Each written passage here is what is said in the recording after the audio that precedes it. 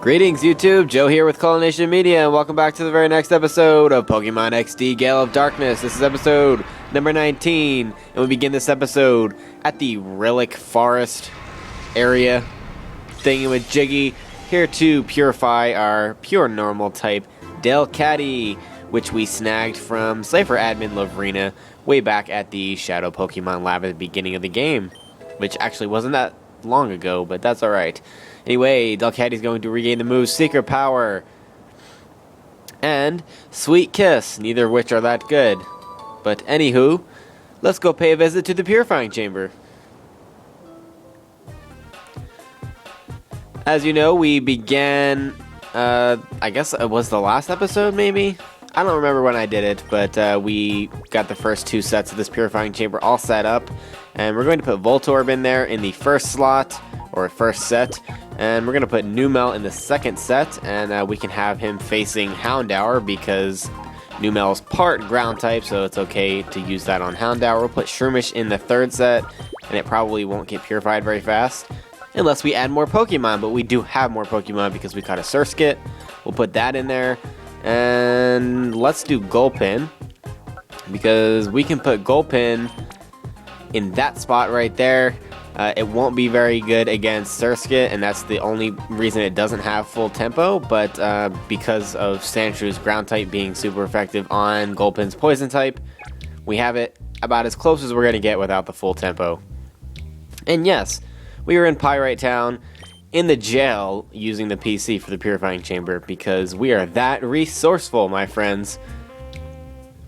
Okay, so what were we doing? We were in the ONBS building, and we were trying to weed out some of the Cypher peons. But we're not going to try that hard because we're only going to fight, I think, 2 or 3 of them. And then we're going to get sidetracked yet again. And we're going to be going over to... well, I'll explain that later. But for now, we need to go to the second floor because that's where we left off last time. And there's someone in the elevator with us. Interesting. And creepy. Ha ha ha ha!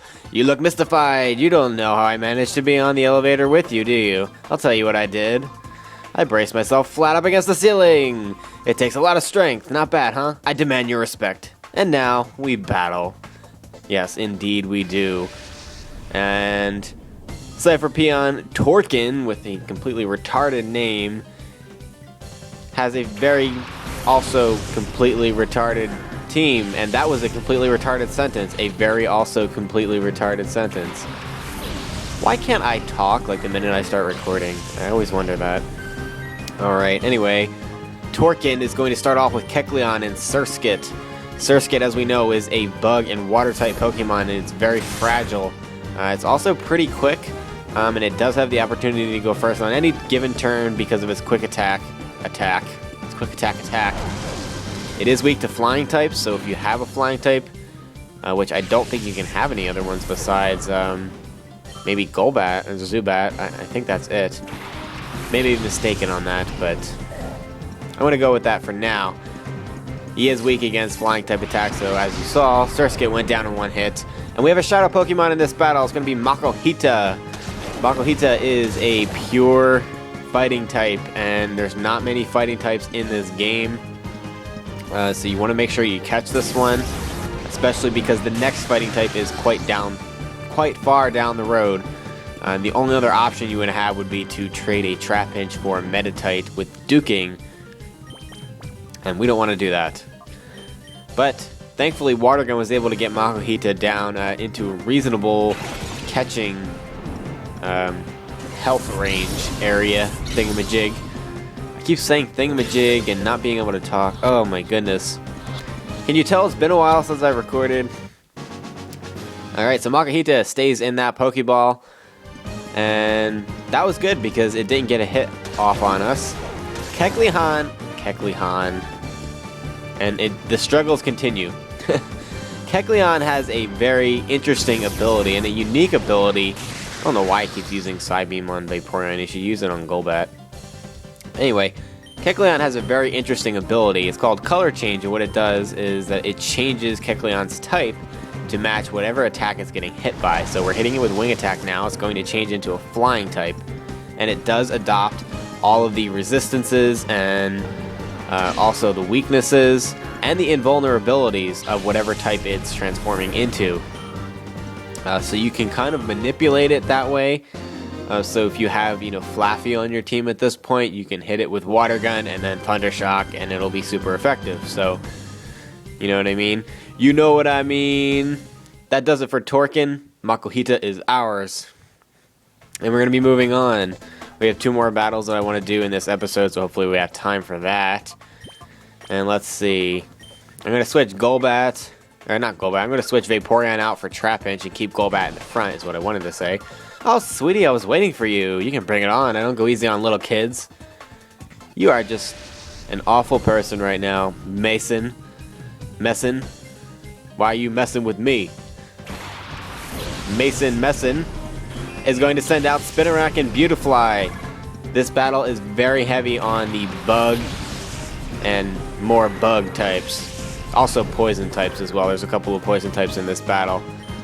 If you have a fire type at this point, if you're using Numel or Flareon or Houndour, bring it into this battle and have it lead off. You'll be able to knock out all 3 of their Pokemon in one hit. Thankfully, I have Golbat with me, which is just as effective with Wing Attack. As you can see, Beautifly went down in one hit, and that's pretty awesome. It also has Dustox. Spinarak is probably the least of a threat on this team, so I'm going to save that kind of for last, sort of, or at least until I get rid of Dustox. Dustox does have pretty good special defense, and as you can see there, Bite really didn't do that much damage. So we're going to use Wing Attack on Dustox, and hopefully that will kill him. Because Dustox doesn't have the best physical defense, but it's just difficult to knock out in one hit. But we accomplished it, even though it was at level 20. And Trapinch grew to level 23, and still it doesn't know any other moves besides Bite, Sand Attack, and Feint Attack. Doesn't have a 4th move. Mason's going to change it up a little bit here with a Vulpix, so it's going to be a Shadow Pokemon. Do not use Water, Ground, or Rock-type moves on this Vulpix. You will knock it out, especially with Ground and Rock types, because Vulpix does not have the best physical defense, and it does have much higher special defense. So it has a little bit more of an opportunity to withstand a Water-type attack. But just to be safe, it is only at level 18, so don't hit it with anything crazy strong, especially because it's not evolved, so it can't handle those type of attacks. Gonna get rid of Spinarak just because I feel like I might get poisoned. I'm sure it knows Poison Sting, and if it does, I'd be poisoned on the first turn it uses it. Vulpix goes for the Shadow Hold, which means that we can't switch out our Pokemon now. We're locked into Golbat and Trapinch, which kind of throws my paralysis strategy out the window because I like to switch into Teddiursa and lick them until they're paralyzed. But I'm not going to be able to do that in this battle. So, I'm thinking I might just want to throw a Pokeball at it, actually, and see what happens. The worst that happens is that it comes out, and it should be able to survive another bite as long as I don't get a critical hit on it, which I hope it doesn't come to that. The Vulpix is pretty awesome. It's fast, it's very well-rounded, it has very good special attack, and it comes with the Heat Wave attack, which is a very interesting attack, and I'll explain that a little bit later on. But thankfully, Vulpix stays in the ball, so we're good to go. We've defeated Mason. You're a little kid. You should lighten up. No, you should lighten up. Why are you jumping on me from the ceiling and trying to attack me and be like, oh, I'm not going to go easy on you because you're a little kid. You crazy lady. We're not going to go this way. We're going to go back into this room, and there's an optional battle in here, and it's Sek being attacked by the Cypher Peon. I think I'm going to just leave it the way I had it. Maybe we can use a potion on Trapinch. There we go. Now he's back up to almost full health. Humph. All you need to do is answer our questions. If you comply, you won't get hurt. Well, that's not very nice. Hold it, punk. You shouldn't be snooping around. Snooping around? You're the one that's snooping around, Elox. You don't belong in this office, man. He starts off with a Doduo and a Tentacool. Doduo is extremely fast and a normal and flying type. Tentacool also has quite a bit of speed, but its true weakness lies in its fragile physical defense, so we're going to attack it with Wing Attack to try to get rid of it.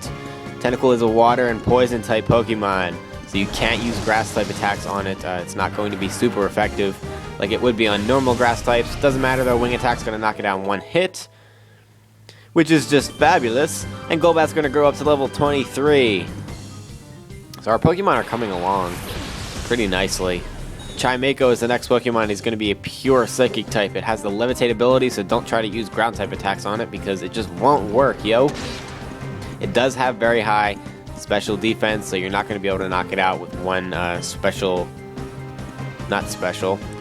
super effective special attack. There we go. We're going to use Wing Attack and try to get rid of Doduo. Unfortunately, that didn't work. Normally that would knock out Doduo. This one must have a little bit higher defense than usual. Safeguard can be an interesting move. I like it in certain situations, and what it does is it just basically it prevents your party from getting status conditions for 5 turns, so you can't be paralyzed or burned or poisoned or anything like that. So I don't know, sometimes it can really work in your favor, especially if your opponent has a strategy that relies like completely on paralysis or something like that.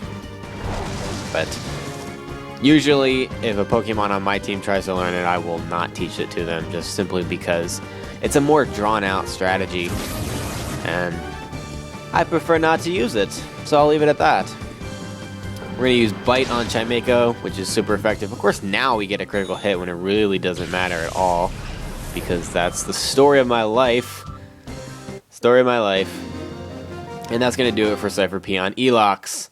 And that's actually going to do it for the ONBS building for right now for us, because we're going to run some errands, and then we're going to be heading out to Mount Battle.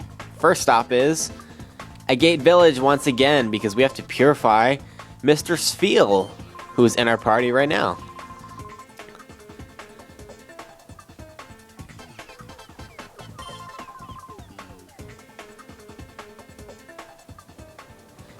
Okay, here we are in Agate Village at the Relic Stone. We're going to be purifying Spheal, the water and ice type Pokemon who we snagged from the Blue Hexagon brother all the way back at the beginning of the Shadow Pokemon Lab, which does seem like a really long time ago. Spheal is quite bulky. It does have 3 evolutions in its evolution line, which makes it pretty cool, although the final one doesn't come until level 44, which is kind of far away.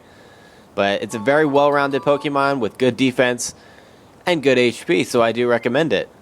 Off to the Pokemon HQ Lab. Alright, we're back at the Pokemon HQ Lab, and we're going to be purifying Numel, who we put in the purifying chamber, I think at the beginning of this episode. I'm getting my recordings mixed up here. But Numel is going to be a fire and ground type Pokemon, which is an interesting combination of types. Unfortunately, it does make it quad weak to water types, so if it gets hit with like Water Gun, it's going to just die in one hit, which kind of sucks. It does know the move Charm, which is sort of interesting, but mostly effective on fighting Shadow type Pokemon, so you can confuse them, so you know, if you lower their attack, it won't do as much damage to themselves when they attack themselves, and all that good stuff. We're going to go back into the purifying chamber, and we're going to be putting Vulpix in the spot where Numel was, and we'll point him towards Spinarak, because fire is super effective on Bug. Yay! And that looks about right. I don't think we have to change anything else.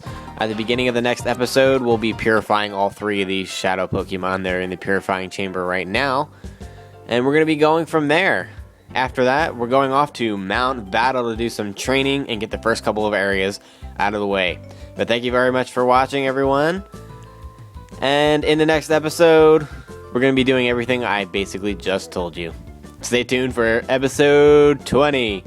Game on.